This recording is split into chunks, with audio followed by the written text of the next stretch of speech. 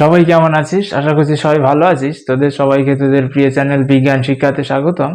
আজকে আমি তোদের ক্লাস 8-এর আলো চ্যাপ্টার সম্পর্কে আলোচনা করব এবং এই ভিডিওতে আমি প্রতিবিম্ব এবং প্রতিবিম্বের প্রকারভেদ সম্পর্কে বোঝাবো। তারপর পেরিস্কোপ সম্পর্কে বোঝাবো, ক্যালাইডোস্কোপ বলতে কি বোঝায় সেটা বোঝাবো এবং প্রতিসরণের সূত্র, যে দুটো সূত্র রয়েছে বিজ্ঞানী স্নেল দিয়েছিলেন, সেই সূত্র দুটো সম্পর্কে পড়াবো এবং প্রতিসরাঙ্ক বলতে কি বোঝায়, খুব ইম্পর্টেন্ট পরীক্ষার জন্য এবং কনসেপ্টটাও খুব ইম্পর্টেন্ট বড় ক্লাসের জন্য, সেটা সম্পর্কে তোদের পড়াবো। যাই হোক, বেশি কথা না বলে আমি শুরু করছি। তাহলে প্রথমে আছে প্রতিবিম্ব। ঠিক আছে, প্রতিবিম্ব প্রতিবিম্ব বোঝার আগে আমি এই জায়গাটাতে একটা আয়না এঁকে নিই। ঠিক আছে, মনে কর এই আয়নার নাম দিলাম M1 M2 আয়না এবং এই আয়নার পেছন দিকে কি লাগিয়ে দিলাম, পাড়া লাগিয়ে দিলাম। ঠিক আছে, পাড়া লাগানো মানে কি, তোদের বাড়িতে যে আয়না রয়েছে সেই আয়নার উল্টো পাশে দেখবি যে এক ধরনের একটা আস্তরণ দেওয়া থাকে, সেই আস্তরণটাকেই পাড়া বলা হয়। যেটা কি দিয়ে তৈরি, যেটা অনেক সময় অ্যালুমিনিয়াম দিয়ে তৈরি হতে পারে, অনেক সময় রূপা দিয়ে তৈরি হতে পারে। তোরা যদি এক্সপেরিমেন্ট করিস তাহলে দেখবি যে ওই আয়নার পেছন দিকের ওই অংশ একটুখানি যদি খুঁচে তুলে ফেলাস তাহলে ওখান থেকে দেখবি যে আর আমাদের আলো, আমাদের ওই আয়নার যে প্রতিফলক পৃষ্ঠ রয়েছে ওই পৃষ্ঠে আমরা কি দেখতে পারি না, প্রতিবিম্ব দেখতে পারি না। ঠিক আছে, তাহলে এটুকু ক্লিয়ার হয়েছে। তাহলে আমি সেই অংশটা বোঝানোর জন্য এই পেছন দিকে পাড়া লাগিয়ে দিয়েছি, আর এই পাশের অংশটা হলো আয়নার প্রতিফলক পৃষ্ঠ। আচ্ছা, এই যে আয়না, এই আয়নার সামনে মনে কর একটা বস্তু রয়েছে। ঠিক আছে, আয়নার সামনে মনে কর একটা বিন্দু আছে, এ বিন্দু রয়েছে। তাহলে এই এ বিন্দুর থেকে আলোক রশ্মি কি হবে, একটা আলোক রশ্মি মনে কর সোজাসুজি এই আয়নার উপর গিয়ে পড়লো এবং যেই পথে গেছিল ও সেই পথেই ব্যাক করলো। ক্লিয়ার হয়েছে? কি বললাম, একটা আলোক রশ্মি মনে কর একটা বিন্দু রয়েছে কোথায়, যেই এইখানটাতে একটা এ বিন্দু রয়েছে, এই এ বিন্দুর থেকে একটা আলোক রশ্মি, অসংখ্য আলোক রশ্মি এই এ বিন্দুর থেকে বেরোতে পারে। একটা আলোক রশ্মি সোজাসুজি আয়নার পর গেল এবং ও যেই পথে গেছিল সেই পথেই ব্যাক করলো। মনে কর আরেকটা আলোক রশ্মি একটুখানি বেঁকে এই আয়নার উপরে পড়লো। ঠিক আছে, তাহলে ও যে পথে গেল আয়নার উপরে প্রতিফলিত হওয়ার পরে কি হলো, অন্য আরেকটা পথে ব্যাক করলো। এই পথটা কেমন হবে জানিস, আমরা যদি এই যে জায়গায়, এটা হলো কি এই বিন্দুর উপরে আলোক রশ্মি পড়েছিল, আমরা যদি আলোক রশ্মির উপরে একটা অভিলম্ব অঙ্কন করে দিই তাহলে এইখানটাতে যে কোণ হবে এইখানটাতেও সেম কোণেই বেরিয়ে যাবে। এটা যদি আপতন কোণ হয় আই, তাহলে কি প্রতিসরণ কোণ আর কোণেই বেরিয়ে যাবে। এগুলো তোরা জানিস, এগুলো ক্লাস 7-এ পড়েছিস, আমি ধরে নিচ্ছি তোরা জানিস। যাই হোক, এখানে অত ডিটেলসে আমি পড়াবো না, শুধু মনে রাখবি যে যদি আলোক রশ্মি কি হয়, একটা কোণে গিয়ে কোনো প্রতিফলক পৃষ্ঠের উপরে পড়ে, তাহলে ও যে কোণে পড়েছিল, কিসের সাপেক্ষে কোণ, এখানটাতে অভিলম্বের সাপেক্ষে কোণ, অভিলম্বের সাপেক্ষে যে কোণে পড়েছিল সেম কোণেই বাইরে বেরিয়ে আসে। এই আই কোণে যদি বেরিয়ে আসে তাহলে এই আই কোণ আর এই আর কোণের মান সমান হবে।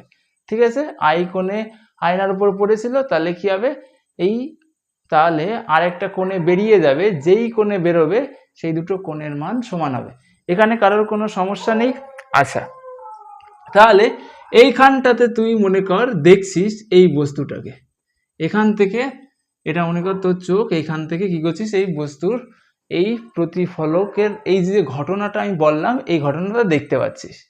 তাহলে এই আলোক রশ্মিটা তোর চোখে এসে পড়লো, তাহলে কি দেখতে পাবি, তাহলে দেখতে পাবি এই যে আয়নার এই পেছনের যে পাশটা রয়েছে এই পাশে বা আয়নার ভেতরে, আয়নার ভেতরে কি দেখতে পাবি, আয়নার ভেতরে এই এ বিন্দুর একটা প্রতিবিম্ব দেখতে পাবি।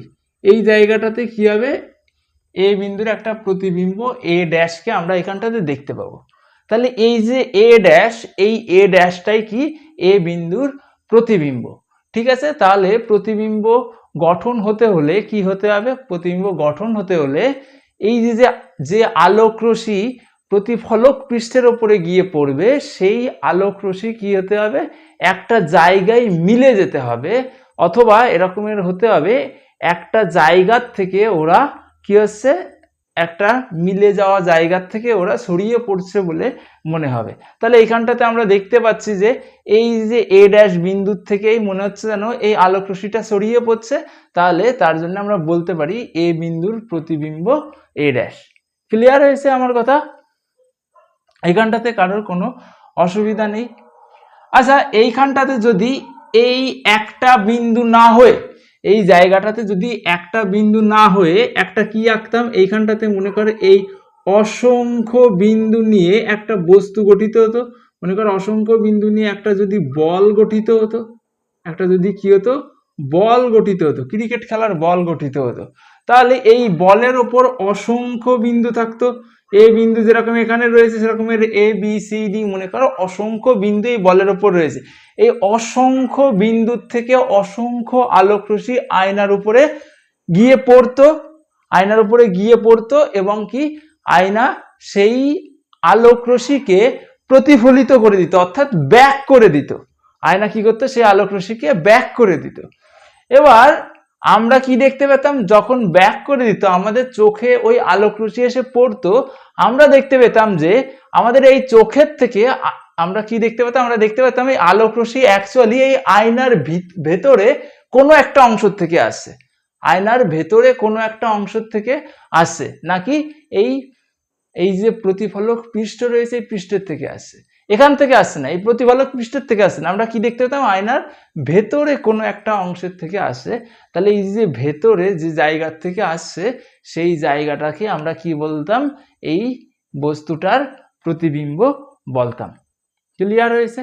মসৃণ তলে প্রতিবিম্ব দেখতে পাই। কেন মসৃণ তলে প্রতিবিম্ব দেখতে পাই? কারণ মসৃণ তলে কি হয়, এই আলোক রশ্মিগুলো এমন ভাবে প্রতিফলিত হয় যেন মনে হয় কোথায়, ওই প্রতিফলকের ভেতরে কোনো একটা বিন্দুতে গিয়ে আলোক রশ্মি মিলে গেছে, আর যেই বিন্দুতে আলোক রশ্মি মিলে যায় সেই বিন্দুকে কি বলা হয়, সেই বিন্দুকে বলা হয় প্রতিবিম্ব। আচ্ছা, এটা হলো 1 নম্বর ঘটনা, এটা হলো 1 নম্বর ঘটনা। আচ্ছা, 2 নম্বর ঘটনায় মনে কর আমি এইখানটাতে একটা কি আঁকলাম, আতশ কাঁচ আঁকলাম। আতশ কাঁচ তোরা সবাই চিনিস, আতশ কাঁচ সবাই চিনিস, যেটা দিয়ে কি করা হয়, ওই লেখাকে বড় করে দেখা যায়, এবং তোরা আগুন ধরিয়েও থাকবি, তাই তো, আগুন ধরিয়ে থাকবি। মনে করি সেই আতশ কাঁচটা আমি এখানটাতে নিলাম, আর এই পেছনে আতশ কাঁচের নিচেই কি আছে, নিচেই একটা পেপার রয়েছে। এবার মনে কর তাহলে কি হবে, ওপরে কি আছে, সূর্য আছে, সূর্য থেকে একগুচ্ছ আলোক রশ্মি যদি কি হয় আতশ কাঁচের ওপরে পড়ে, তাহলে দেখতে পাবি এই আতশ কাঁচের ওপরে পড়ার পরে এই আলোক রশ্মি গুচ্ছ কি হয়ে যাবে, একটা বিন্দুতে মিলে যাবে। ঠিক আছে, একটা বিন্দুতে কি হয়ে যাবে, মিলে যাবে, এবং কার উপরে পড়বে, এই পেজের উপরে বা পর্দার উপরে পড়বে। তাহলে এই যে বিন্দুতে মিলে গেল, এই বিন্দুটা অ্যাকচুয়ালি কি, এই সূর্যের প্রতিবিম্ব।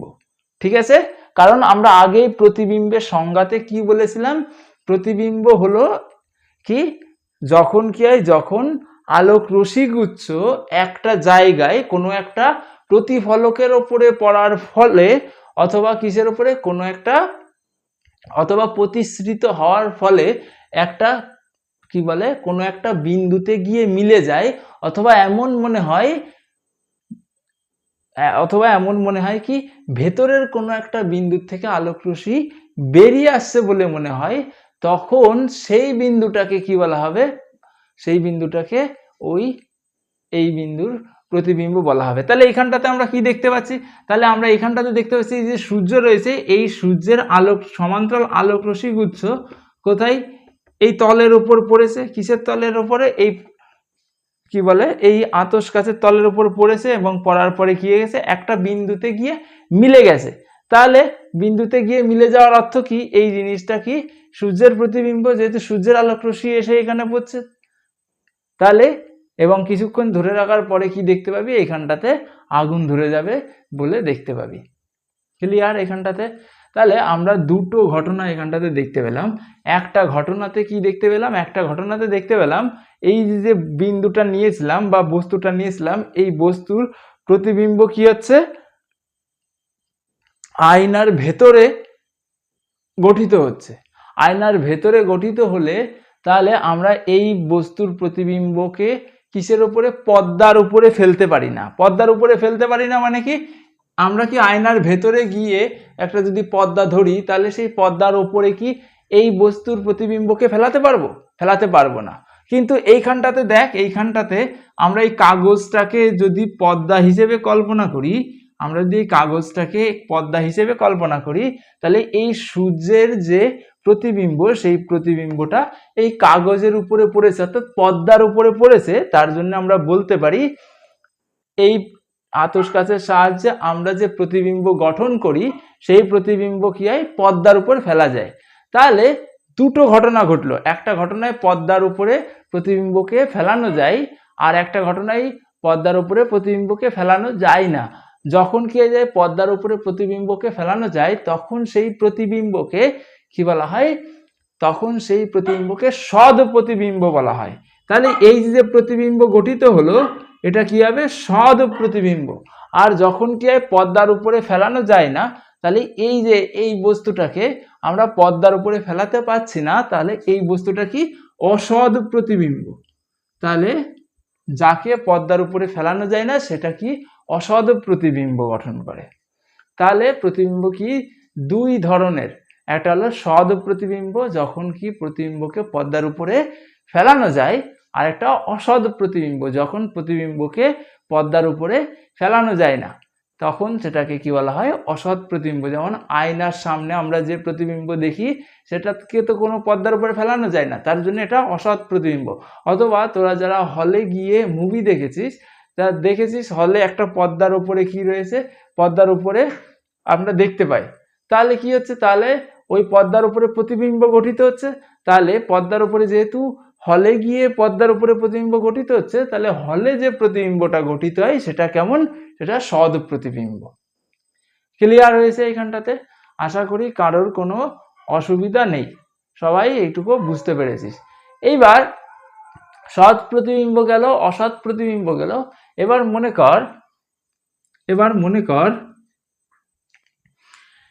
কর আমি আয়না নিয়ে তোদের একটা মজার জিনিস দেখাই, ঠিক আছে? তোদের বইয়ে আছে।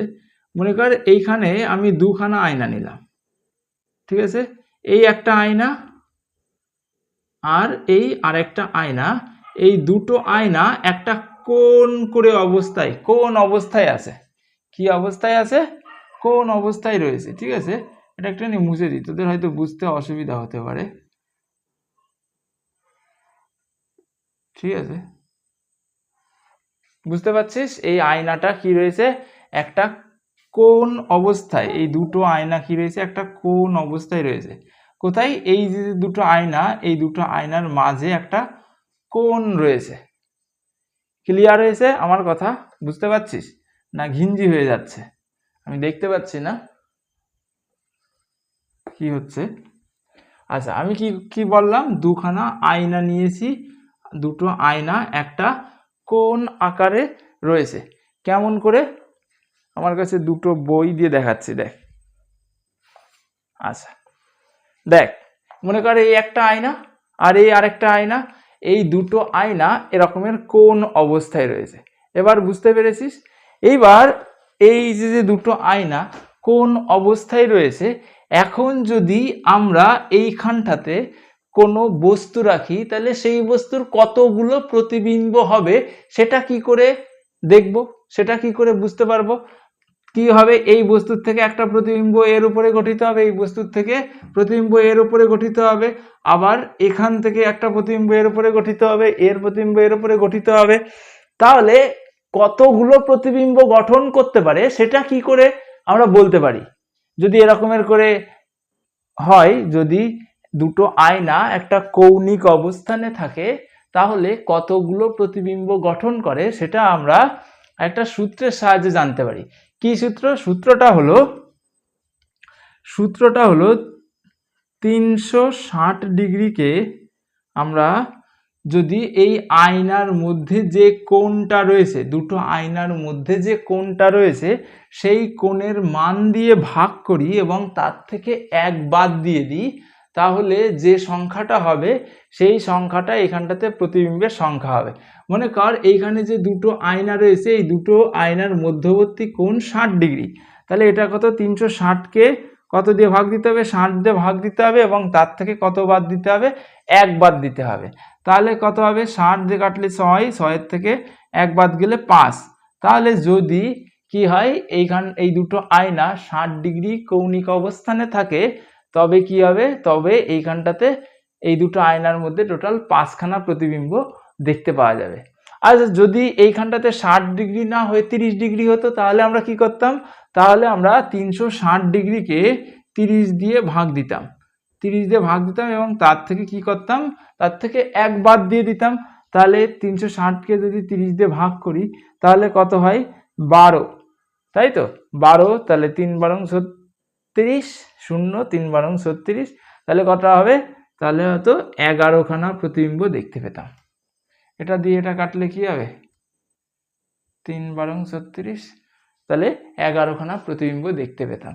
তাহলে ঠিক এইভাবে আমরা যে কোনো প্রতিবিম্বের মান বের করতে পারি। যদি কি হতো, এই দুটো আয়নার মধ্যে 90 ডিগ্রি কোণ উৎপন্ন হতো, তাহলে কি হতো, 360 ডিগ্রিকে আমরা কত দিয়ে ভাগ দিতাম, 90 ডিগ্রি দিয়ে ভাগ দিতাম এবং তার থেকে 1 বাদ দিয়ে দিতাম। তাহলে কতগুলো দেখতে পেতাম, 9 দিয়ে কাটলে 4, তাহলে 4 - 1, 3খানা প্রতিবিম্ব দেখতে পেতাম। যদি কি হতো, এই আয়না দুটো পরস্পরের মধ্যে সমকোণে অবস্থান করত, তাহলে আমরা কি দেখতে পেতাম, 3খানা প্রতিবিম্ব দেখতে পেতাম। আশা করি এখানে তোদের কারোর কোনো অসুবিধা নেই। আচ্ছা, এরপরে যে কনসেপ্টটা রয়েছে সেটা হলো, আচ্ছা এখানে একটুখানি মুছে দিই, ঠিক আছে। এর পরের যে কনসেপ্টটা রয়েছে সেই কনসেপ্টটাও ইম্পর্টেন্ট পরীক্ষার জন্য।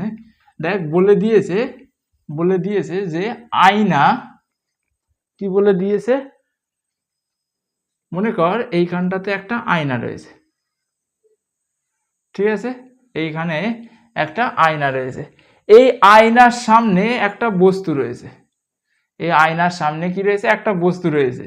এই বস্তু বা মনে কর স্কেল রয়েছে, এই স্কেলের ওপরে এরকমের দাগ কাটা রয়েছে, স্কেলের ওপরে কি রয়েছে, দাগ কাটা রয়েছে, 1 ঘর 2 ঘর 3 ঘর 4 ঘর 5 ঘর।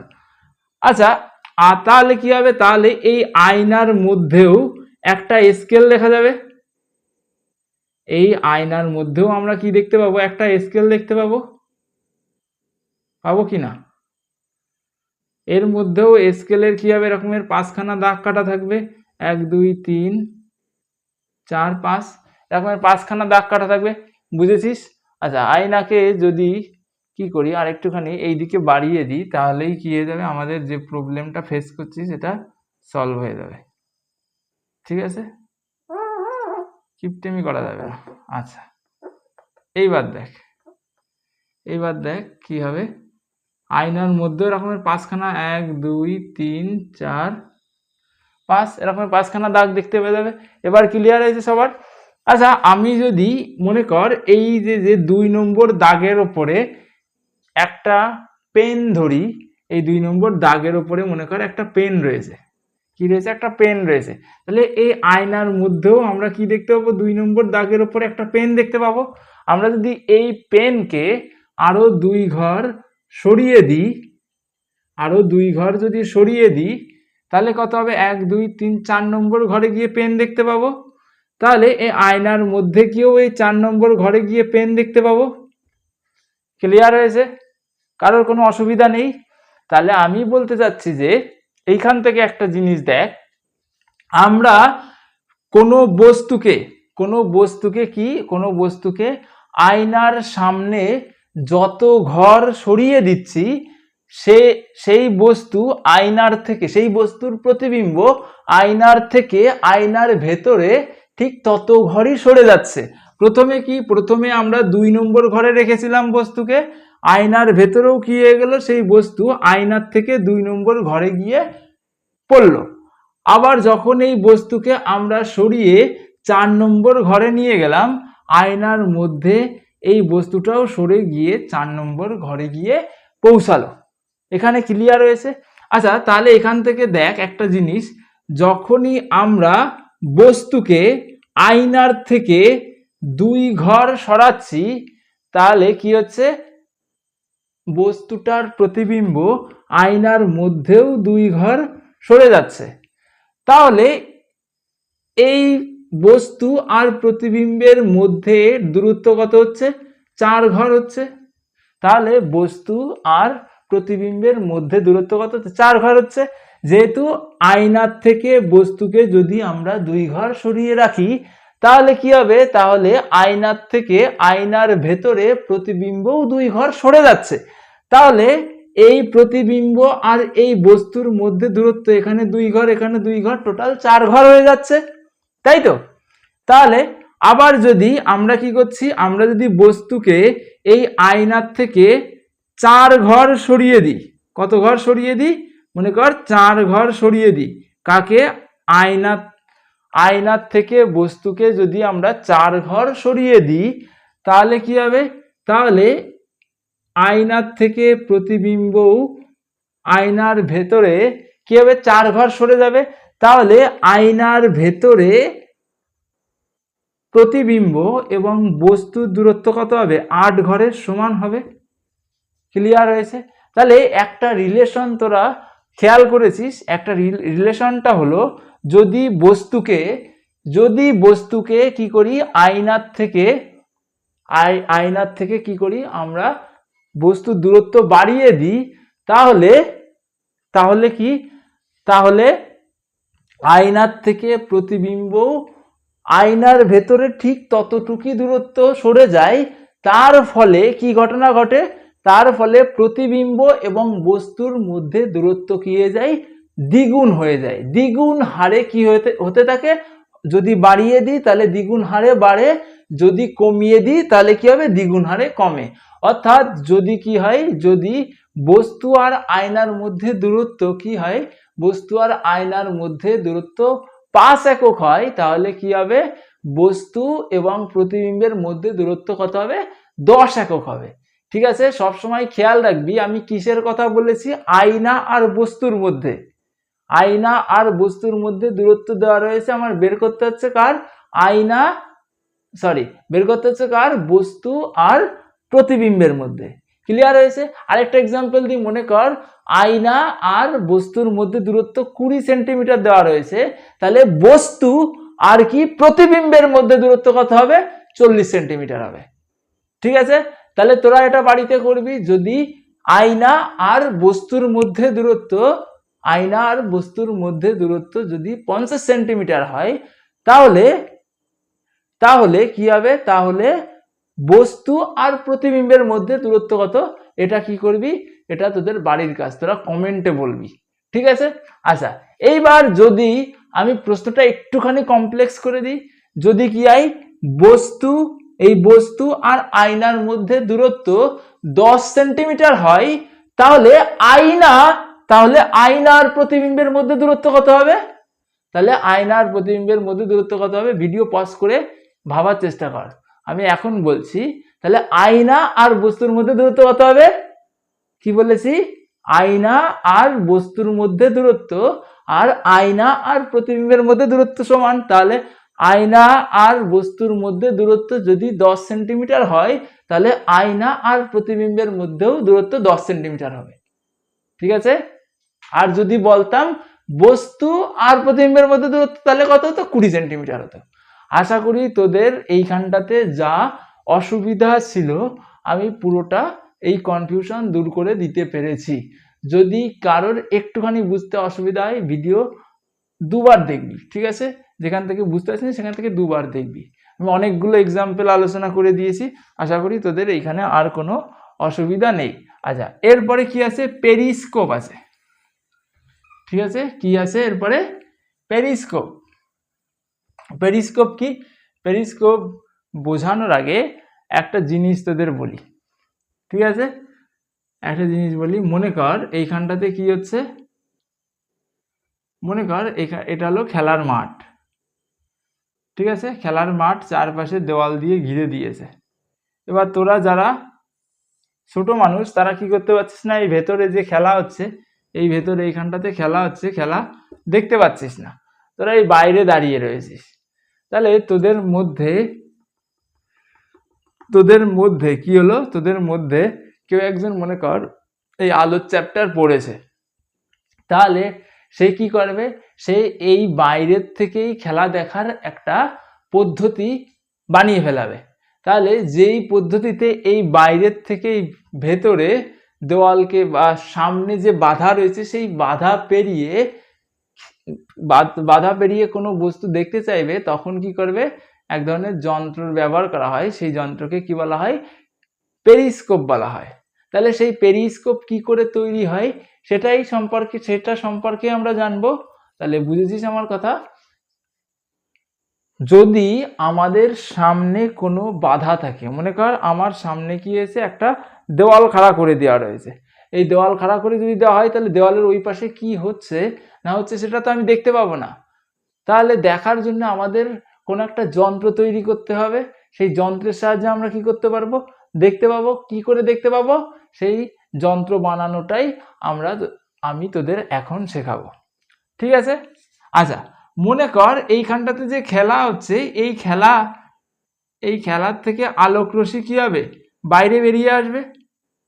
এই যে খেলা হচ্ছে, এই খেলার মাঠের থেকে আলোক রশ্মি তো বাইরে বেরিয়ে আসবে, কিন্তু এই আলোক রশ্মির নাগাল পাচ্ছিস না। তোরা কি এইখানটাতে দাঁড়িয়ে রয়েছিস, তা আলোক রশ্মির নাগাল পাচ্ছিস না বলেই তো দেখতে পাচ্ছিস না, এইখানে তোরা দাঁড়িয়ে রয়েছিস, ঠিক আছে? আর আলোক রশ্মি উপর দিয়ে চলে যাচ্ছে, তার জন্য দেখতে পাচ্ছিস না। যদি কি হয়, এই আলোক রশ্মিকে কি করা হয়, বাঁকিয়ে নিচেই নামায় নিয়ে আসা হয় এবং তোর চোখের কাছে নিয়ে আসা যায়, তাহলে কি করতে পারবি, তাহলেই এই আলোক রশ্মিকে দেখতে পাবি।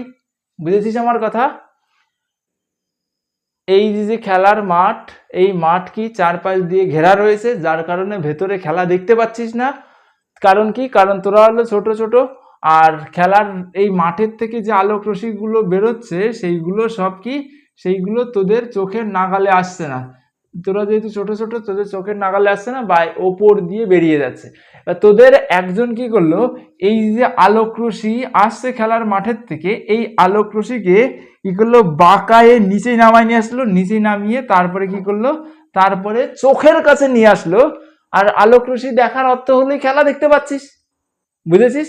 তাহলে এই যে আলোক রশ্মি, একে এরকমের করে, এটা তো সোজা চলে যাওয়ার কথা ছিল, এই আলোক রশ্মির কি করার কথা ছিল, এই সোজা চলে যাওয়ার কথা ছিল, কিন্তু এই সোজা চলে না গিয়ে এরকম বাঁকিয়ে নিচে চলে আসবে কি করে? তাহলে এইখানটাতে কি দিতে হবে, আলোক রশ্মির গতিপথ পরিবর্তন করতে হলে আমরা কি ব্যবহার করি, আমরা আয়না ব্যবহার করি।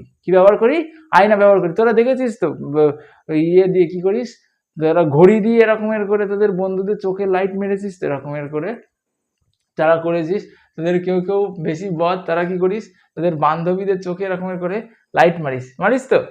আচ্ছা, তাহলে দেখ এইখানটাতে তাহলে কি করব, আমরা এই জায়গাটাতে একটা আয়না এমন ভাবে সেট করে দেব, এই জায়গাটাতে আয়নাকে এমন ভাবে সেট করে দেব যাতে কি হবে, যাতে করে এই যে সোজা আলোক রশ্মিটা আসছিল, এই আলোক রশ্মি এই আয়নার উপরে পড়বে, পড়ে কি হবে, সোজা নিচে নেমে আসবে। এই যে উপর দিয়ে আলোক রশ্মি যাচ্ছিল, এই আলোক রশ্মি আয়নার উপরে সোজা পড়বে, পড়ে নিচে নেমে আসবে। তাহলে এই জায়গাটাতে কি করে দিলাম, এই আয়নাটা আমি লাগিয়ে দিলাম। তাহলে কত ডিগ্রি কোণে লাগালাম, 45 ডিগ্রি কোণে লাগাতে হবে। ক্লিয়ার হয়েছে?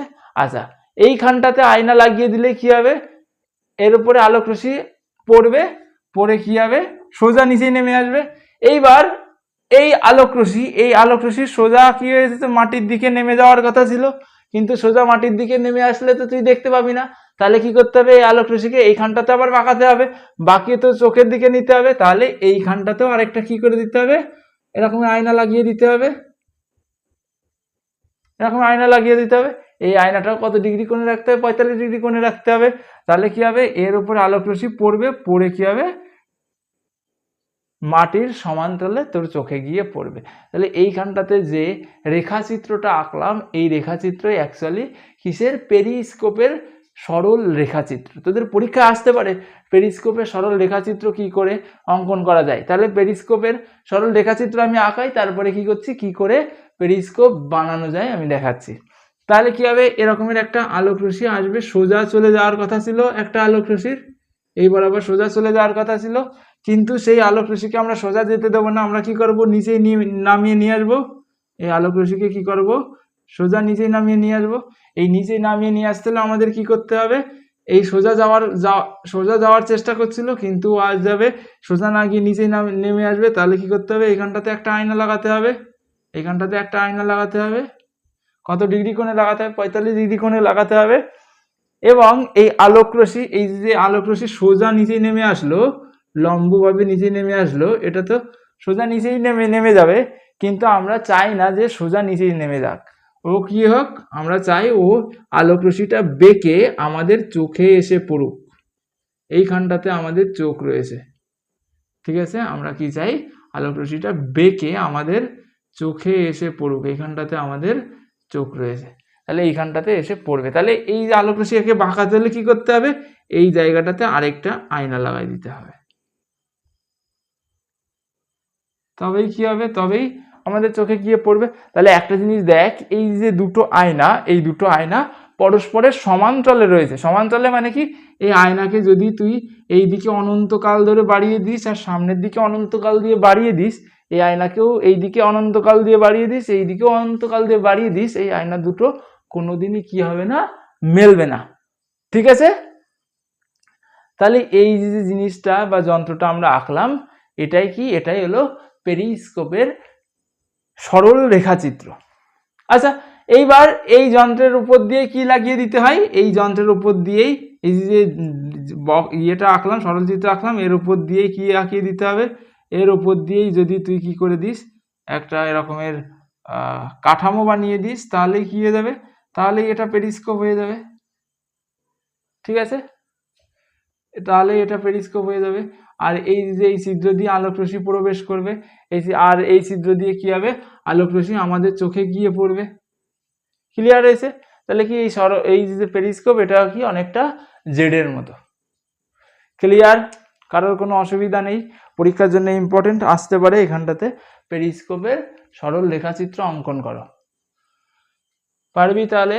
আচ্ছা, পেরিস্কোপের তাহলে এই সরল রেখাচিত্র অঙ্কন করার সময় তোদের পেরিস্কোপের সংজ্ঞা দিতে হবে। তাহলে পেরিস্কোপের সংজ্ঞা কি, যদি আমাদের দৃষ্টিসীমার বাইরে না, সরি একটুখানি ভুলে গেল, যদি আমাদের দৃষ্টির সামনে যদি কি হয় বা চোখের সামনে যদি কোনো প্রতিবন্ধকতা থাকে, তাহলে ওই প্রতিবন্ধকতাকে বা প্রতিবন্ধকটাকে পেরিয়ে আমরা যদি বস্তুকে দেখতে চাই, তাহলে আলোর প্রতিফলনকে কাজে লাগিয়ে এক ধরনের যন্ত্র বানাতে হয়। সেই যন্ত্রের সাহায্যে আমরা কি করতে পারি, প্রতিবন্ধককে পেরিয়ে ওর পেছনে যে বস্তুটা রয়েছে সেই বস্তুকে দেখতে পাই। এই যন্ত্রকে কি বলা হয়, পেরিস্কোপ বলা হয়। এই সংজ্ঞাটা দিবি, দেওয়ার পরে কি করবি, এরকমের একটা চিত্র এঁকে দিবি, সরল চিত্র এঁকে দিবি। এবং পেরিস্কোপের ব্যবহার কোথায়, পেরিস্কোপের ব্যবহার সাবমেরিনে ব্যবহার করা যায়। সাবমেরিনে কি করে, সাবমেরিন দেখেছিস তো, এরকমের দেখতে হয়, এই মনে কর একটা সাবমেরিন, ঠিক আছে। আর এই ভেতরে কি আছে, এই ভেতরে মানুষজন রয়েছে, আর এই সাবমেরিনের থেকে কি হয়, ওপরের দিকে এরকমের করে পেরিস্কোপ বাইরে বেরিয়ে যায়, আর এইখানে চোখ দিয়ে লোকজন কি হয়, এই জলের ওপরে কি ঘটনা হচ্ছে সেইগুলো কি করতে পারে, দেখতে পারে, ঠিক আছে। সাবমেরিনে কিন্তু কি করা হয়, পেরিস্কোপ ব্যবহার করা হয়। কোনো অসুবিধা আছে? যদি তোদের কারোর মনে হয় তোরা পেরিস্কোপ সরাসরি বানানো দেখবি বা শিখবি, তাহলে আমাকে কমেন্ট করে জানাবি, আমি তোদের একটা ভিডিও বানিয়ে দেবো, আমি নিজে বানিয়ে তোদেরকে দেখিয়ে দেবো, ঠিক আছে। তাহলে তোরা কি করবি, কমেন্ট করে আমাকে জানাবি পেরিস্কোপ বানাতে হবে কিনা, বা তোরা পেরিস্কোপ বানাতে চাস কিনা, তাহলে আমি তোদের গাইড করে দেবো, ঠিক আছে। আমি এখানে মুছে দিলাম তাহলে। আচ্ছা, পেরিস্কোপের পরে কি আছে, ক্যালাইডোস্কোপ। পেরিস্কোপের পরে কি আছে? ক্যালাইডোস্কোপ। ক্যালাইডোস্কোপ কি? ক্যালাইডোস্কোপ কি? ক্যালাইডোস্কোপ হলো এক ধরনের খেলনা, যেই খেলনার মধ্যে আমরা কি দেখতে পারি? নানা রঙের প্যাটার্ন দেখতে পারি। কিভাবে প্যাটার্ন দেখতে পারি? দেখ কি করে খেলনাটা বানাই, তবেই তোরা বুঝতে পারবি কি করে দেখা যায়। আচ্ছা, এই ক্যালাইডোস্কোপ বানাতে হলে তোদের কি নিতে হবে? এরকমের করে তিনখানা আয়না নিতে হবে। ঠিক আছে, এই একটা আয়না, এরকমের আয়না কি নিতে হবে? তিনখানা নিতে হবে। এইবার এই যে আয়নাটা আমরা নিলাম, এই আয়নার দৈর্ঘ্য আর প্রস্থের অনুপাত কত হবে?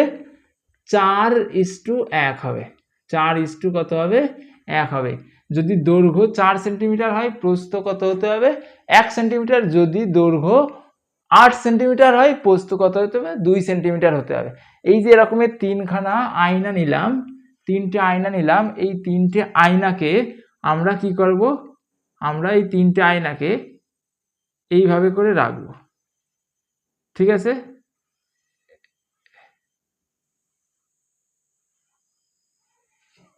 এই হলো এক পাশের আয়না। আর আরেকটা আয়না মনে কর, আরেকটা আয়না কি? আরেকটা এই পেছনের দিকে রয়েছে। বুঝেছিস আমার কথা? এই পাশে একটা আয়না আর এই পেছনের পাশে আরেকটা আয়না রয়েছে। বুঝতে পারছিস 3D চিত্র? পেছনের পাশে এই আয়নার ওই পাশে আরেকটা আয়না রয়েছে, এবং এই আয়নাকে কি করতে হবে? আয়নার যে প্রতিফলক পৃষ্ঠ, অর্থাৎ যেই পাশে নিজের ছবি দেখা যায়, সেই ছবিকে কি করতে হবে? ভেতরের দিকে রাখতে হবে। তাহলে ওই পাশের আয়নার প্রতিফলক পৃষ্ঠ কি হবে? ভেতরের দিকে হবে। এটা হলো প্রতিফলক পৃষ্ঠ। আর এই পাশের আয়নার প্রতিফলক পৃষ্ঠ কি হবে? এই ভেতরের দিকে হবে। আর আরেকটা আয়না রয়েছে, সেই আয়না দিয়ে কি করতে হবে? এরকমের করে নিচের পৃষ্ঠটাকে আটকাই দিতে হবে। নিচের পৃষ্ঠটাকে কি করে দিতে হবে? আটকে দিতে হবে। ক্লিয়ার হয়েছে? তাহলে আটকে দিলে এই জিনিসটা অনেকটা কিসের মতো দেখতে হবে? প্রিজমের মতো দেখতে হবে। কিসের মতো দেখতে হবে? প্রিজমের মতো দেখতে হবে। তারপরে কি হবে? তারপরে এই আয়নার যে ফাঁকা জায়গা রয়েছে, এই ফাঁকা জায়গার মধ্যে এক পাশে এই পেছনের যে পাশটা রয়েছে, মানে দুখানা পাশ পাওয়া যাবে তো? আচ্ছা দেখ, দুখানা পাশ পাওয়া যাবে তো? এক পাশটা কি করতে হবে? ঘষা কাঁচ দিয়ে কি করে দিতে হবে? আটকে দিতে হবে। আরেক পাশ ফাঁকা রাখতে হবে। এই ফাঁকা পাশে কি দিয়ে দিতে হবে? ফাঁকা পাশের ভেতরে বিভিন্ন ধরনের কি দিয়ে দিতে হবে? বিভিন্ন ধরনের রঙিন জিনিস দিয়ে দিতে হবে। কাগজ দিয়ে দিতে পারিস, রঙিন পুঁতির বল দিয়ে দিতে পারিস। দিয়ে কি করতে হবে? দিয়ে তারপরে একটা গোলাকার অংশের মধ্যে এই পুরো জিনিসটাকে বন্ধ করে দিতে হবে। আর এই যে গোলাকার একটা সিলিন্ডার দিয়ে বন্ধ করে দিয়ে কি করতে হবে? এই ছোট্ট একটা ফাঁকা জায়গা রাখতে হবে। বুঝেছিস আমার কথা? আচ্ছা, আমার কথা এক্সপ্লেনেশন হয়তো বুঝতে পারছিস না। আমার কাছে একটা প্রিজম রয়েছে, আমি প্রিজম দিয়ে দেখানোর চেষ্টা করছি। ঠিক আছে? আচ্ছা দেখ কি করতে হবে। এই মনে কর একটা আয়না, এক পাশের আয়না, এটা আরেক পাশের আয়না, আর এই পেছনে আরেক পাশের আয়না রয়েছে। ক্লিয়ার হয়েছে? আচ্ছা, এই পাশের যে আয়না আর এই পাশের আয়না আর পেছনের পাশের আয়নাকে এমন ভাবে রাখতে হবে যাতে এর সবগুলো প্রতিফলক পৃষ্ঠ আয়নার ভেতরে থাকে। তাহলে এরকমের জিনিস যখনই তৈরি হবে, তখন এই পাশে একটা ফাঁকা জায়গা পাবো, এই পাশে একটা ফাঁকা জায়গা পাবো, এই পাশে একটা ফাঁকা জায়গা পাবো। এক পাশের ফাঁকা জায়গাকে আমরা মনে করি, এই পাশের ফাঁকা জায়গাকে আমরা একটা গোল কাঁচ দিয়ে, ঘষা কাঁচ দিয়ে বা পলিথিন দিয়ে আটকে দেবো। তারপরে আরেক পাশের ফাঁকা জায়গা থাকবে, এই ফাঁকা জায়গার মধ্যে দিয়ে আমরা রঙিন জিনিস এই আয়নার মধ্যে, এই যে যন্ত্রটা বানালাম এর মধ্যে প্রবেশ করিয়ে দেবো। তারপরে গোল মতো একটা আবরণ দিয়ে এই পুরো জিনিসটাকে পেঁচিয়ে দেব। আর এইখানটাতে এই যে সামনের যে পাশটা অনেকটা ফাঁকা ছিল, এই ফাঁকা জায়গাতে কি করব? এই ফাঁকা জায়গাটাতে কি করে দেব? কি বলে, একটা ঢাকনা দিয়ে আটকে দেব, কিন্তু সেই ঢাকনার মাঝে একটা ছোট্ট ছিদ্র রাখবো। মনে কর এই জায়গাটাতে একটা ছোট্ট ছিদ্র রাখবো, এবং ছিদ্র দিয়ে যদি আমরা এইভাবে করে দেখি তাহলে কি হবে, ওই ভেতরে নানা ধরনের প্যাটার্ন দেখতে পাবো। কিসের প্যাটার্ন দেখতে পাবো? যে আমরা রঙিন বল রেখেছিলাম, সেই রঙিন বল কি হবে, এই আয়নার সবগুলো পৃষ্ঠে প্রতিফলিত হয়ে নানা রকমের কিসের প্যাটার্ন তৈরি করবে, আলোর প্যাটার্ন তৈরি করবে। ঠিক আছে, আশা করি বুঝতে পেরেছিস। তাহলে এই খেলনাটার নাম কি বলা হয়? পেরিস্কোপ বলা হয়। তোরা যদি কেউ চাস ক্যালাইডোস্কোপ বলা হয়। তোরা যদি কেউ চাস এই ক্যালাইডোস্কোপ তৈরি করবি, তাহলে আমাকে কমেন্টে জানাবি, আমি তোদের আলাদা করে একটা ভিডিও বানিয়ে দেবো ক্যালাইডোস্কোপের ওপরে। আশা করি তোরা এইটুকু সবাই বুঝতে পেরেছিস। তাহলে এখান থেকে প্রশ্ন আসতে পারে কি, ক্যালাইডোস্কোপ তৈরি করার সময় যে আয়না তিনটে ব্যবহার করা হয় তার দৈর্ঘ্য আর প্রস্থের অনুপাত কত হয়? তাহলে দৈর্ঘ্য আর প্রস্থের অনুপাত কত হয়? 4:1 হয়। এটাই, এর থেকে বেশি কঠিন প্রশ্ন তোদের আসবে না এই ক্যালাইডোস্কোপের থেকে, আর নেইও।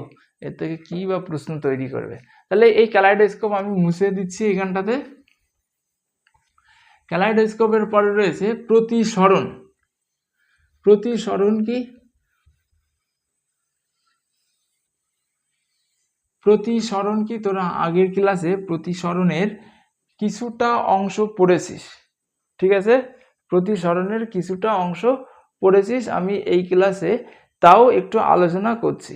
প্রতিসরণ, যখন আলোকরশ্মি এক মাধ্যম থেকে আর এক মাধ্যমে যায়, তখন যাওয়ার পথে ওর যে গতিপথ থাকে, আলোর যে গতিপথ থাকে, সেই গতিপথে সরাসরি না গিয়ে গতিপথের থেকে একটুখানি বেঁকে যায়। ঠিক আছে, যদি কি হয় মাধ্যম দেয় আলাদা আলাদা হয়, তখন এটাকে কি বলা হয়? আলোর প্রতিসরণ বলা হয়। মনে কর আমি এখানটাতে একটা দাগ দিয়ে দিলাম, এই দাগের ওপরের পাশে কি রয়েছে? একটা মাধ্যম রয়েছে। এটা মনে কর কি মাধ্যম? এটা মনে কর জল মাধ্যম, আর এটা মনে কর জল মাধ্যম, আর এটা মনে কর কি কি বলা যায়, জলের থেকে গাঢ় যে কোনো মাধ্যম। মনে কর এটা হলো, আচ্ছা এটা মনে কর বায়ু মাধ্যম, আর এটা মনে কর জল মাধ্যম। ঠিক আছে, তাহলে দুটো মাধ্যম নিলাম। এবার যদি একটা আলোক রশ্মি আর এই দুটো মাধ্যমের যে তলটা রয়েছে, দুটো মাধ্যমকে কি করেছে? ডিফারেন্সিয়েট করেছে, আলাদা করেছে। সেই দুটো মাধ্যমের এই তলকে কি বলা হয়? বিভেদ তল বলা হয়। কি বলা হয়? বিভেদ তল। এগুলো জানিস তোরা?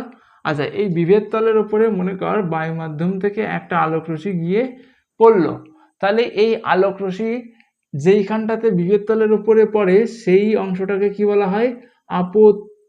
আপতন বিন্দু বলা হয়। এই বিন্দুকে কি বলা হবে? আপতন বিন্দু বলা হবে। আপতন বিন্দু। আমরা কি করি? এই আপতন বিন্দুর উপরে সবসময় একটা লম্ব অঙ্কন করে নিই। কি করি? একটা এরকমের লম্ব অঙ্কন করে নিই।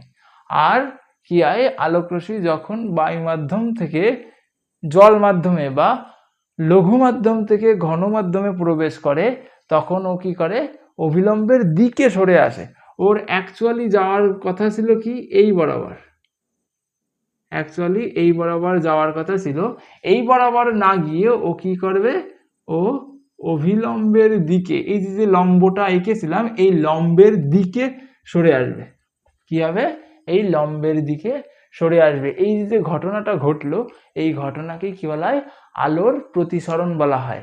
তাহলে আলোর প্রতিসরণ কি? যখন আলোক রশ্মি এক মাধ্যম থেকে আর এক মাধ্যমে প্রবেশ করে, তখন কি আলোক রশ্মির সরণ ঘটে। প্রকৃত গতিপথ অনুসরণ না করে ও কি করে? হয় অবিলম্বের দিকে চলে আসে বা অবিলম্বের থেকে দূরে সরে যায়। এই ঘটনাকে কি বলা হয়? আলোর প্রতিসরণ বলা হয়। কি বলা হয়? আলোর প্রতিসরণ বলা হয়। তাহলে যদি এই জায়গাটাতে আমরা মাধ্যমকে উল্টো করে দিতাম, আর যদি আলোক রশ্মি লঘু মাধ্যম থেকে ঘন মাধ্যমে যায়, তখন কি হয়? অবিলম্বের দিকে চলে আসে। আর যদি কি হয়? যদি ঘন মাধ্যম থেকে লঘু মাধ্যমের দিকে যায়, তখন আলোক রশ্মি অবিলম্বের থেকে দূরে সরে যায়। তাহলে এই বায়ু মাধ্যম কি ছিল? লঘু মাধ্যম ছিল। আর জল মাধ্যম কি ছিল? ঘন মাধ্যম ছিল। আমরা যদি মাধ্যমকে উল্টে দিই, এটা হলো বিভেদ তল, এটা মনে কর ঘন মাধ্যম, আর এটা মনে কর লঘু মাধ্যম। তাহলে কি করেছি, মাধ্যমকে উল্টে দিয়েছি। তাহলে বিভেদ তলের উপরে যদি একটা আলোক রশ্মি পড়ে বা আপতিত হয় তাহলে কি হবে, তাহলে এইখানটাতে আমরা একটা অবিলম্ব অঙ্কন করব। তাহলে ঘন মাধ্যম থেকে কোথায় যাচ্ছে, লঘু মাধ্যমে। তাহলে এই আলোক রশ্মি যাওয়ার কথা ছিল এই বরাবর, কিন্তু এই বরাবর না গিয়ে এই যে অবিলম্ব, এই অবিলম্বের থেকে কি হবে, দূরে সরে যাবে। তাহলে এটা কি, এটাও কিন্তু আলোর প্রতিসরণ। এই আলোর প্রতিসরণ সম্পর্কে বিজ্ঞানী স্নেল দুখানা সূত্র দিয়েছিলেন। ঠিক আছে, তাহলে বিজ্ঞানী স্নেল কি করেছিলেন, দুখানা সূত্র দিয়েছিলেন। প্রথম সূত্রটা হলো এই আপতিত রশ্মি, আর এটা কি প্রতিসৃত রশ্মি, আপতিত রশ্মি প্রতিসৃত রশ্মি, আর এটা কি আপতন বিন্দুতে আমরা যদি কি করি, আপতন বিন্দুতে কি দেখি, বিভেদ তলের উপরে একটা অভিলম্ব অঙ্কন করি, তাহলে এরা সবগুলো জিনিসই একই সমতলে থাকবে। একই সমতলে থাকার অর্থ হলো মনে কর আমি একটা কি আঁকলাম, আমি একটা সমতল পৃষ্ঠ আঁকলাম, এটা মনে কর একটা পেজ। ঠিক আছে, এটা মনে কর একটা পেজ। ঠিক আছে, তাহলে এইখানটাতে যদি আমরা কি করি, বিভেদ তল অঙ্কন করি, আর এইখানটাতে যদি আমি একটা আলোক রশ্মি এই বিভেদ তলের ওপর দিয়ে যাই, তাহলে কি হবে, এইখানটাতে এটা মনে কর ঘন মাধ্যম, আর এটা মনে কর লঘু মাধ্যম। তাহলে কি হবে, এই জায়গাটাতে আমরা একটা অবিলম্ব অঙ্কন করব। তাহলে এর যাওয়ার কথা ছিল এই বরাবর, না গিয়ে ও কি হলো, অবিলম্বের থেকে দূরে সরে গেল। তাহলে এই সবগুলো জিনিসই একটা কি রয়েছে, একটা একই সারফেসের উপরে বা একই পৃষ্ঠতলের উপরে অবস্থান করছে। এই যে পৃষ্ঠা আমরা আঁকলাম, এই পৃষ্ঠার উপরে অবস্থান করছে। তা এই কথাটা কে বলেছিলেন, স্নেল বলেছিলেন। কি, আপতিত রশ্মি প্রতিসৃত রশ্মি, এই যে আপতন বিন্দু রয়েছে, আপতন বিন্দুতে আমরা যদি একটা অভিলম্ব অঙ্কন করি, এরা সবগুলো জিনিসই কি একই সমতলের উপরে অবস্থান করে। অর্থাৎ এই আপতন বিন্দু, এই যে আপতিত রশ্মি এই পেজের উপরে অবস্থান করছে, প্রতিসৃত রশ্মিও পেজের উপরে অবস্থান করছে।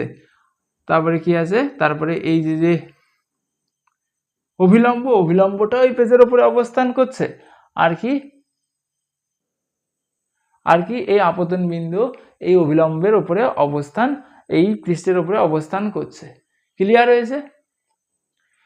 হয়েছে তাদের কারোর এইখানটাতে কোনো অসুবিধা নেই?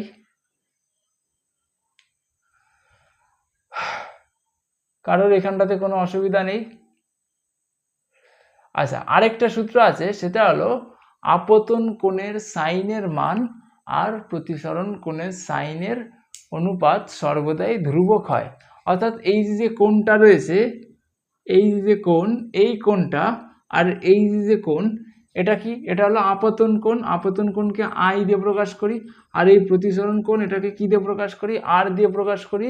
যদি আমরা এই আপতন কোণের সাইন কি, সাইন হলো এক ধরনের কোণ, এই সাইন নিই আর এই প্রতিসরণ কোণের যদি সাইন নিই, তাহলে কি হবে, এই দুইজনের অনুপাত সর্বদাই কি হবে, ধ্রুবক হবে। ক্লিয়ার হয়েছে? তাহলে এই দুটো সূত্র তোদের বইয়ে মনে হয় 2 নম্বর সূত্রটা দেওয়া নেই। ঠিক আছে, তোদের যেহেতু সাইন কোণ নিয়ে অত বেশি আলোচনা নেই। ঠিক আছে, আচ্ছা তাহলে তাও জেনে রাখ, নেই না থাকলে কি করা যাবে, তোদের নেই সম্ভবত। ঠিক আছে, তাও জেনে রাখ, এই কি বলেছেন উনি 2 নম্বর সূত্র বলেছেন, এই আপতন কোণের যে একটা কোণ সাইন কোণ যদি নিই, আর এই প্রতিসরণ কোণে যদি একটা কোণ নিই সাইন কোণ, তাহলে এই দুইজন কোণের অনুপাত সর্বদাই একই হবে। ঠিক আছে, এই কোণের মান যা হবে, এই কোণের মান এর সঙ্গে যে অনুপাত হবে, সেই অনুপাতটা সর্বদাই কি হবে, ধ্রুবক হবে। সর্বদাই কি হবে, ধ্রুবক হবে। জল নেই।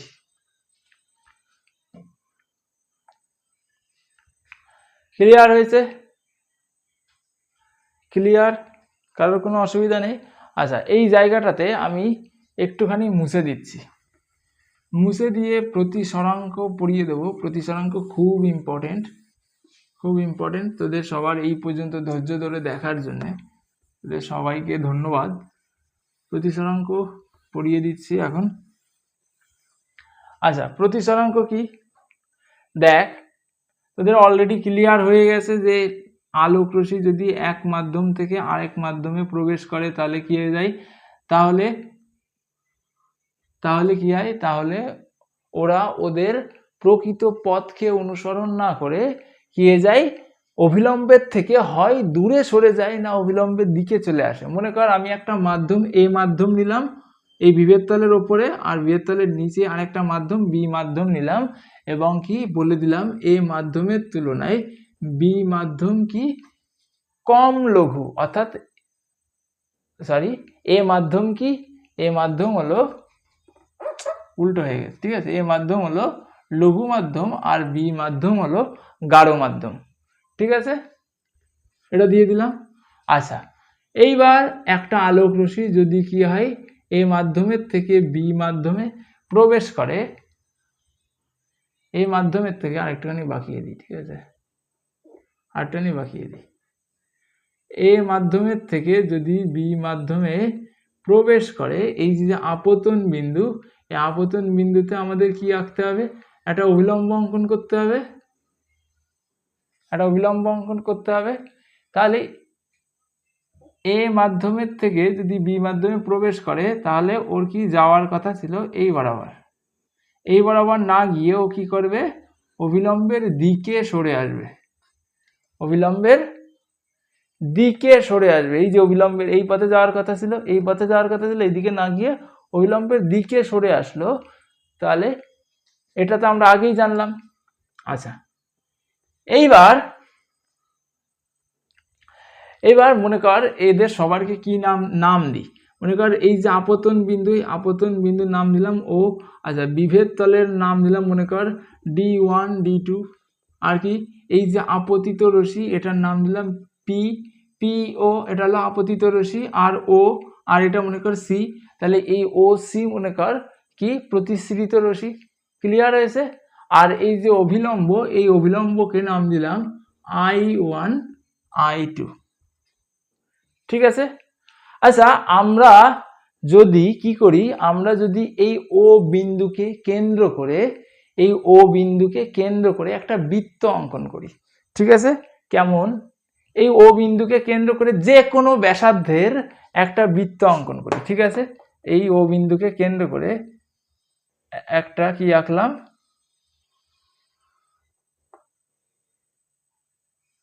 একটা বৃত্ত অঙ্কন করলাম, ঠিক আছে, ও বিন্দুকে কেন্দ্র করে কি আঁকলাম, একটা বৃত্ত অঙ্কন করলাম, ক্লিয়ার, ও বিন্দুকে কেন্দ্র করে কি করলাম, একটা বৃত্ত অঙ্কন করলাম। আচ্ছা, এই বৃত্তটা কি হয়ে যাচ্ছে, এই বৃত্তটা দেখ কি এই আপতিত রশ্মিকে একটা বিন্দুতে কি করেছে, ছেদ করেছে, মনে কর এই বিন্দুর নাম দিলাম আমি X, আর এই যে সেম বৃত্তটাই এই প্রতিসৃত রশ্মিকে একটা বিন্দুতে ছেদ করেছে, এটার নাম দিলাম মনে কর কি X ড্যাশ। আর আমরা যদি এই X বিন্দু থেকে কি করি, এই অভিলম্বের ওপরে একটা 90 ডিগ্রি অঙ্কন করি, এই যে জিনিসটা আঁকলাম বা লম্ব অঙ্কন করি, তাহলে এই লম্বটা মনে কর কি করলো, Y বিন্দুতে গিয়ে মিলে গেল, এই লম্বটা মনে কর কি হলো, Y বিন্দুতে গিয়ে মিলে গেল। আবার ঠিক সেম ভাবেই এই X ড্যাশের থেকে যদি আমরা এই অভিলম্বের ওপরে একটা লম্ব অঙ্কন করি, এই লম্বটা মনে কর Y ড্যাশ বিন্দুতে মিলে গেল, তাহলে বিজ্ঞানীরা পরীক্ষা করে দেখেছেন যে এই XY এর অনুপাত আর এই X ড্যাশ Y এর অনুপাত সর্বদাই ধ্রুবক হয়, কি এই XY এর অনুপাত আর X ড্যাশ Y ড্যাশের অনুপাত সর্বদাই ধ্রুবক হয়। আচ্ছা, এই কথার অর্থ কি, এই কথার অর্থ হলো তুই এইখানটাতে এই যে ও বিন্দু, এই ও বিন্দুকে কেন্দ্র করে যে বৃত্তই অঙ্কন করিস না কেন, যে বৃত্তই অঙ্কন করিস না কেন, যে কোনো ব্যাসার্ধের বৃত্তই অঙ্কন করিস না কেন, সবার ক্ষেত্রে কি হবে, সবার ক্ষেত্রেই ওই বৃত্তটা কি করবে, এই আপতিত রশ্মি আর অভিলম্বের সঙ্গে কি করবে, ছেদ করবে একটা বিন্দুতে, এবং সেই দুটোকে কি করবি, সেই দুটোকে যদি আমরা কি করি, কি করবে, এই আপতিত রশ্মিকে একটা বিন্দুতে ছেদ করবে, সেই আপতিত রশ্মির যেই বিন্দুতে ছেদ করবে সেখান থেকে যদি আমরা কি করি, একটা লম্ব অঙ্কন করি, কার উপরে, সেখান থেকে যদি আমরা এই কিসের উপরে, অভিলম্বের উপরে একটা লম্ব অঙ্কন করি, আবার কি করি, আবার এই যে প্রতিসৃত রশ্মির যে বিন্দুতে কি করেছে, ছেদ করেছে, সেখান থেকে যদি আপতিত রশ্মির উপরে অভিলম্বের উপরে একটা লম্ব অঙ্কন করি, সেটারও যা অনুপাত হবে, এখন যেইটা অঙ্কন করলাম এটারও সেম অনুপাতই হবে। আচ্ছা, তোরা অনেকে হয়তো আমার কথা বুঝতে পারিসনি, মনে কর আমি একেই দেখাচ্ছি, আবার এই ওকে কেন্দ্র করে মনে কর আমি আরেকটা বৃত্ত অঙ্কন করলাম, ওকে কেন্দ্র করে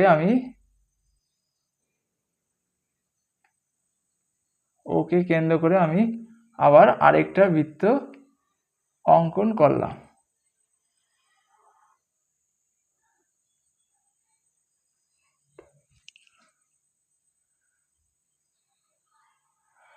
ঠিক আছে, এরকম আরেকটা বৃত্ত অঙ্কন করতে পারি। ক্লিয়ার হয়েছে? তাহলে এই যে এটা তো 1 নম্বর বৃত্ত ছিল, এটা তো 1 নম্বর, আর এটা কি 2 নম্বর বৃত্ত। এই 2 নম্বর বৃত্তও দেখেছিস, এই যে আপতিত রশ্মি পিও কেও একটা বিন্দুতে ছেদ করেছে, এটার নাম যদি আমি কি দিই, মনে কর এম দিই। আবার এই যে 2 নম্বর বৃত্ত, এই 2 নম্বর বৃত্ত এই প্রতিসৃত রশ্মিকেও একটা বিন্দুতে ছেদ করেছে, এটার নাম যদি আমি কি দিই, এম ড্যাশ দিই, তাহলে এই এম থেকে এই অভিলম্বের ওপরে আমি একটা কি আঁকি, এম থেকে এই অভিলম্বের ওপরে যদি একটা কি আঁকি, লম্ব আঁকি, তাহলে কি হবে, তাহলে একটা দূরত্ব পাবো, এটার নাম মনে কর এন দিলাম। আবার কি করতে পারি, এই এম ড্যাশ থেকে এই অভিলম্বের ওপরে একটা লম্ব অঙ্কন করতে পারি, এটার নাম দিলাম এন ড্যাশ। তাহলে এই যে এম এন আর এই এম এন, ঠিক আছে, এম এন আর এম ড্যাশ এন ড্যাশ, এটার যা মান হবে বা এই দুইজনের অনুপাত যা হবে, এই দুইজনের অনুপাত একদম সেমই হবে। ক্লিয়ার হয়েছে? মনে কর এই এক্স ওয়াই এর দৈর্ঘ্য মনে কর কত হয়েছে, 10 সেন্টিমিটার হয়েছে। এই এক্স ড্যাশ ওয়াই ড্যাশের দৈর্ঘ্য মনে কর 5 সেন্টিমিটার হয়েছে। তাহলে এদের দুইজনের অনুপাত কত হবে, 2/1 হবে, 2/1 হবে, তাই হবে তো। তাহলে কি হবে, এই দুইজনের অনুপাত, এই X Y by X dash Y dash এর অনুপাত যদি 2/1 হয়, তাহলে M by M dash N ড্যাশের অনুপাতও কি 2/1 হতেই হবে। তার জন্যই বলছে যে এই দুইজনের মান কি হবে, ধ্রুবক হবে। আশা করি তোদের এখানে কোনো অসুবিধা নেই। আর এই যে জিনিসটা, এই যে দুইজনের যে অনুপাত, এই অনুপাতের ধ্রুবক, এটাকেই কি বলা হয়, এটাকে প্রথম মাধ্যমের সাপেক্ষে দ্বিতীয় মাধ্যমের প্রতিসরাঙ্ক বলা হয়। ক্লিয়ার? আর তোদের পরীক্ষায় যদি প্রশ্ন আসে প্রতিসরাঙ্ক বলতে কি বোঝায়, তাহলে কি লিখবি, তাহলে লিখতে হবে তাহলে আপতন বিন্দুকে কেন্দ্র করে আমরা যদি একটা বৃত্ত, যে কোনো ব্যাসার্ধের একটা বৃত্ত অঙ্কন করি, তাহলে সেই বৃত্তটা কি হবে, আপতিত রশ্মি এবং প্রতিসৃত রশ্মিকে একটা বিন্দুতে ছেদ করে। আপতিত রশ্মিকে বৃত্ত যে বিন্দুতে ছেদ করেছে সেই বিন্দু থেকে অভিলম্বের ওপরে যদি আমরা একটা লম্ব অঙ্কন করি, সেই লম্বের যা দূরত্ব এবং প্রতিসৃত রশ্মিকে বৃত্ত যে বিন্দুতে ছেদ করেছে সেই বিন্দু থেকে যদি অভিলম্বের ওপরে কি করি, একটা লম্ব অঙ্কন করি, সেটার যা দূরত্ব, এই দুটো দূরত্ব সর্বদাই কি হয়, ধ্রুবক হয়। এটাকেই কি বলা হয়, প্রথম মাধ্যমের সাপেক্ষে দ্বিতীয় মাধ্যমের প্রতিসরাঙ্ক বলা হয়। আশা করি তোদের এইটুকু ক্লিয়ার হয়েছে, কারোর কোনো অসুবিধা নেই। ঠিক আছে? আচ্ছা, আবার যদি আমি এই ও বিন্দুকে কেন্দ্র করে আরেকটা ছোট্ট বৃত্ত এখানে অঙ্কন করতাম, বা ও বিন্দুকে কেন্দ্র করে একটা বড় বৃত্ত অঙ্কন করতাম, তাহলেও কি হতো, তাহলেও এই যে আপতিত রশ্মির থেকে এই অবিলম্বের ওপরে যে লম্বটা অঙ্কন করলাম তার দৈর্ঘ্যের যে মান হতো, আবার ওই সেম বৃত্তের প্রতিসৃত রশ্মিকে যে বিন্দুতে ছেদ করতো সেই প্রতিসৃত রশ্মির থেকে কি করতাম, এই অবিলম্ব পর্যন্ত লম্ব অঙ্কন করতাম। লম্ব অঙ্কন করার পরে যে দূরত্ব পেতাম সেই দুইজনের দূরত্ব কি হতো, একদম সেই দুইজনের দূরত্ব এইখানে যা দূরত্ব হয়েছে সেই দূরত্বের সেম হতো। ঠিক আছে, কারোর কোনো অসুবিধা নেই, ক্লিয়ার হয়েছে? তখন এটাকে কি বলতাম, প্রথম মাধ্যমের সাপেক্ষে দ্বিতীয় মাধ্যমের প্রতিসরাঙ্ক বলতাম। এবার প্রতিসরাঙ্কের সঙ্গে ইম্পর্টেন্ট কিছু কনসেপ্ট। তাহলে প্রতিসরাঙ্কের সঙ্গে ইম্পর্টেন্ট কি কনসেপ্ট রয়েছে? প্রতিসরাঙ্ক কিসের ওপরে? প্রতিসরাঙ্ক আলোর রঙের ওপরে নির্ভর করে। ঠিক আছে, তাহলে প্রতিসরাঙ্ক কিসের উপরে? আলোর রঙের ওপরে নির্ভর করে এবং মাধ্যমের প্রকৃতির ওপরে নির্ভর করে। মাধ্যমের প্রকৃতি মানে কি? কি বলে, জল মাধ্যমের প্রতিসরাঙ্ক একরকমের হবে, আবার কি হবে, আবার কঠিন যে কোনো ঘন মাধ্যমের, দুধ মাধ্যমের প্রতিসরাঙ্ক বা মধু মাধ্যমের প্রতিসরাঙ্ক, এক এক মাধ্যমের প্রতিসরাঙ্ক বা গ্লিসারিনের প্রতিসরাঙ্ক, এক এক জিনিসের প্রতিসরাঙ্ক কি হবে, এক এক রকমের হবে। অর্থাৎ প্রতিসরাঙ্ক কিসের উপরে নির্ভর করে? প্রতিসরাঙ্ক আলোর রঙের ওপরে। যেরকম লাল বর্ণের আলোর যা প্রতিসরাঙ্ক হবে, সবুজ বর্ণ, হলুদ বা বেগুনি বর্ণের আলোর প্রতিসরাঙ্ক অন্যটা হবে। ঠিক আছে, আলাদা আলাদা হবে এক এক মাধ্যমের। আবার কি হবে, মাধ্যম চেঞ্জ হয়ে গেলেও প্রতিসরাঙ্ক চেঞ্জ হয়ে যায়।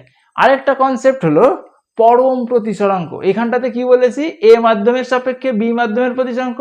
যদি এই দুটো মাধ্যমের মধ্যে একটা শূন্য মাধ্যম হয়ে যায়, যদি এই এ মাধ্যমটা কি হয়ে যায়, এ মাধ্যম না হয়ে শূন্য মাধ্যম হয়ে যায়, তাহলে কি হবে, তাহলেই কি বলবো, তাহলেই সেটাকে পরম প্রতিসরাঙ্ক বলবো। যদি দুটো মাধ্যমের মধ্যে একটা মাধ্যম শূন্য মাধ্যম হয়ে যায়, তখন কি বলি, তখন আমরা তাকে কি পরম প্রতিসরাঙ্ক বলি। কার পরম প্রতিসরাঙ্ক? তখন এই দ্বিতীয় মাধ্যমের পরম প্রতিসরাঙ্ক বলি। ক্লিয়ার হয়েছে? তাহলে এখানে যেরকম বলেছিলাম এ মাধ্যমের সাপেক্ষে বি মাধ্যমের প্রতিসরাঙ্ক, তখন কি হয়ে যাবে, তখন শূন্য মাধ্যমের সাপেক্ষে বি মাধ্যমের প্রতিসরাঙ্ক। আর শূন্য মাধ্যমের সাপেক্ষে কোনো মাধ্যমের প্রতিসরাঙ্ককে কি বলা হয়, পরম প্রতিসরাঙ্ক। খুব পরীক্ষার জন্য ইম্পর্টেন্ট। পরম প্রতিসরাঙ্ক পরীক্ষায় আসতে পারে বা প্রতিসরাঙ্কও আসতে পারে। তাহলে পরম প্রতিসরাঙ্ক কাকে বলে? যখন কি হয়, দুটো মাধ্যমের মধ্যে একটা মাধ্যম শূন্য মাধ্যম হয়ে যায়, তখন কি হয়, তখন আমরা কি বলি, তখন দ্বিতীয় মাধ্যমের প্রতিসরাঙ্ককে পরম প্রতিসরাঙ্ক বলি।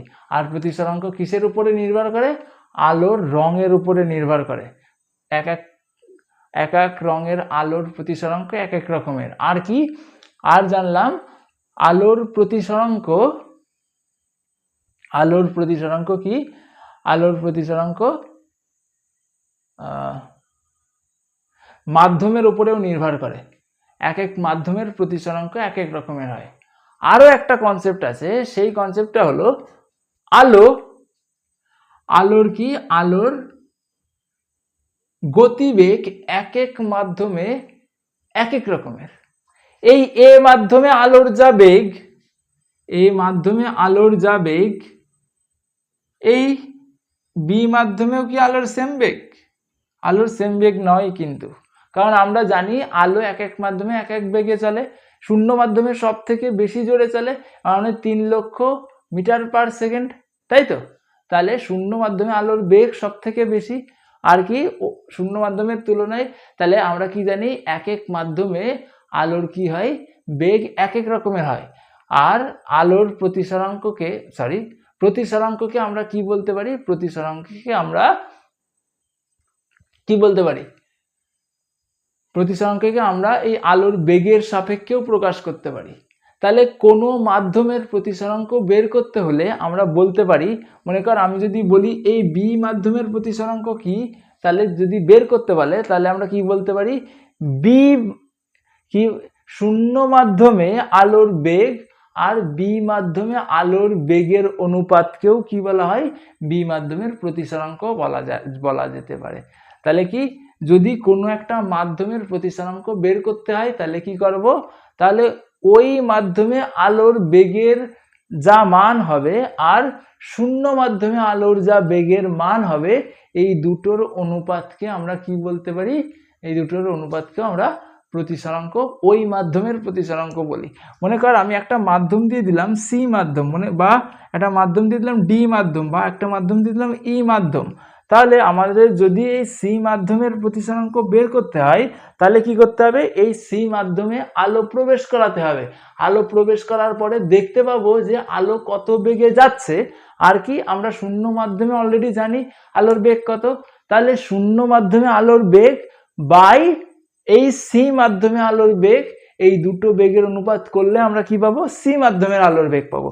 যদি ডি মাধ্যমের আলোর, যদি বলে ডি মাধ্যমের প্রতিসরাঙ্ক বের করো, তাহলে কি করতে হবে, আমাদের ডি মাধ্যমের মধ্যে আলো প্রবেশ করাতে হবে এবং আলোর বেগ বের করতে হবে।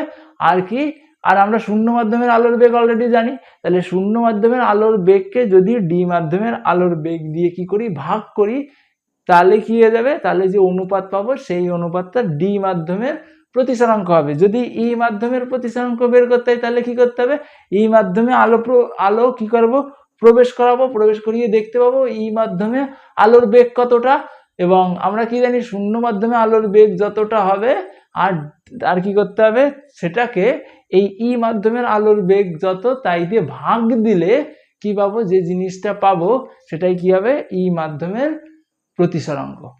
তাহলে আমরা প্রতিসরাঙ্ককে কি করতে পারি, আলোর বেগের সাহায্যেও বের করতে পারি।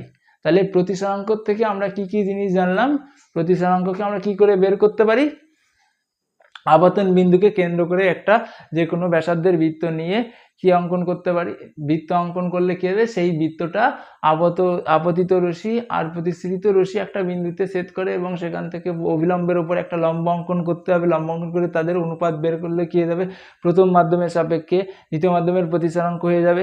এবার আরেকটা কনসেপ্ট কি জানলাম, আমরা কোনো একটা পার্টিকুলার মাধ্যমের প্রতিসরাঙ্ক বের করতে হলে কি করতে পারি, শূন্য মাধ্যমে আলোর বেগ বের করব, আর কি করব, ওই মাধ্যমে আলোর বেগ বের করব। তাহলে শূন্য মাধ্যমে আলোর বেগ আর ওই মাধ্যমের আলোর বেগ দিয়ে ভাগ করব, তাহলেই কি পাবো, কোনো একটা পার্টিকুলার মাধ্যমে প্রতিসরাঙ্ক পেয়ে যাব।